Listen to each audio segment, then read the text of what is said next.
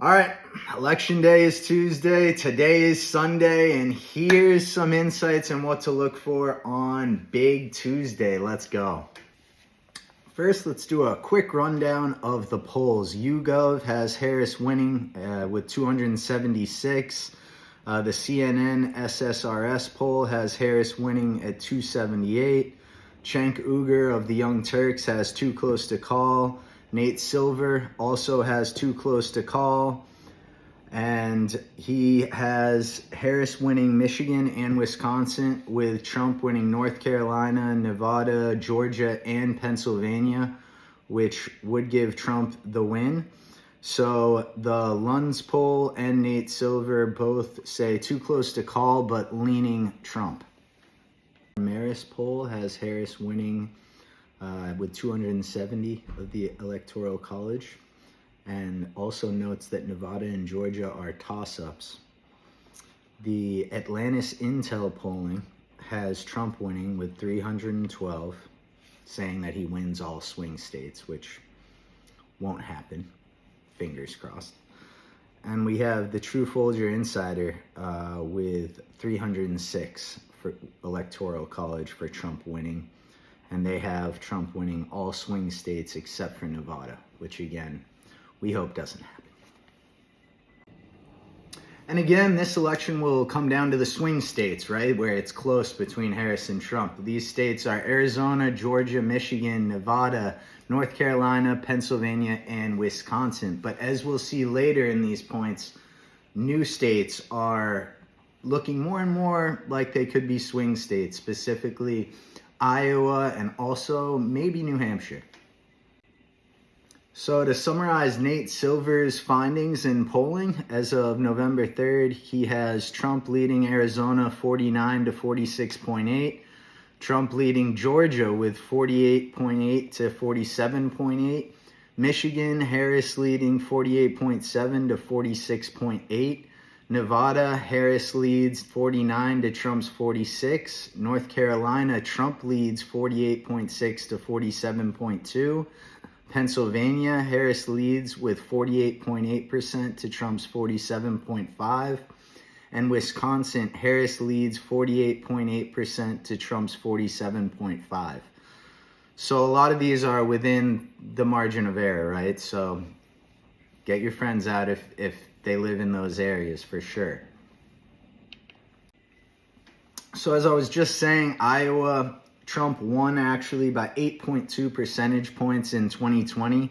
However, the current polling says that Harris is up 3. And another caveat right here is that Biden was negative 18% to Trump in the polling when he was still in the presidential election. And now we see Harris gaining so much that she's actually favored in some of these recent polls in Iowa. So a state to look very closely at. And Iowa is a really interesting story because we're seeing the women come out in droves for Harris. Recent polling has 67%, 2/3 of independent women coming out for Harris, as well as 2/3 of all senior women. So again, when we look at senior women, we see women that have lived through the women's rights era and have lived through Roe v. Wade and internalized the importance of this election. We'll get on to look at the younger vote and see how some of these learnings might not have internalized as much as with our elder statespeople. Women have made a large part of the electorate every election season, and last election, according to exit polling, 57%, a record high, did vote for the Democratic candidate. So again, this is going to be very interesting to see now with Roe v. Wade and women's rights as a very bubbling issue. Will women vote even higher than that 57% this time around?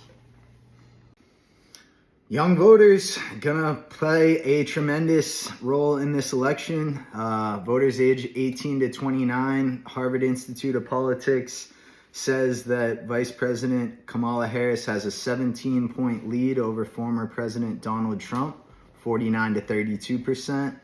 And also ABC's final pre-election survey, which covers voters 18 to 39, has Harris leading amongst women by 34 points, but trailing Trump with men by 5 points. And once again, independent voters are going to decide the election. And wow, there are a large number of independent voters. In Arizona, 33% registered independents. Colorado, 46% unaffiliated. Florida, 27%. North Carolina, 35%. Nevada, 30%, New Hampshire, 40% independent, Pennsylvania, 15% independents, and Wisconsin is a very significant portion as well. Independent voters. Another key question is, will Vice President Harris be the first Democrat in over 20 years to win the vote with seniors? This is going to be very key in this election, is winning the senior vote. And I think what we're seeing in some swing states, as I alluded earlier, like Iowa, we're seeing that older women are seeing what is at stake in this election, and coming out in Iowa, polls have 2/3 of older women, senior women, are voting for Harris. Interesting. And we got to give a shout out and nod to Michael Moore, who does have Harris winning this election, and he is attributing it to the large turnout of women in this election, which will lead to a blue tsunami.